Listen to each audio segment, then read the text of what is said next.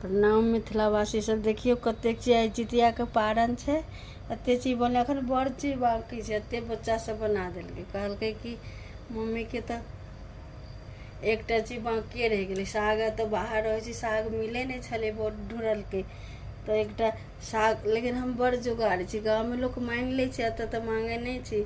तो एहि लऽ कऽ अपन जुगाड़ कऽ के देख लियौ। अपन तरुआ जे तरलिए जाए के अहाँ सब देख लेबै। एहिके तरुआ जे जाने छै, अपन बच्चा सब नहीं जाने छै तिलकोर ककरा कहै छै। बाहर पहाड़ी इलाका में रहलिए तो बुझबे नहीं करे, तो प्लेन में एलिए तहन आब हम सब पहचान गेलिए तिलकोर छै। देखिए तो एकरा में से जे बचले साग तकर विध होइ छै, तो हम औकरी केराव के औकरी धऽ कऽ एतबी ने एतबी जुगाड़ कऽ देलिए। झिमनी के बनेलहुँ, कोबी के सब्जी और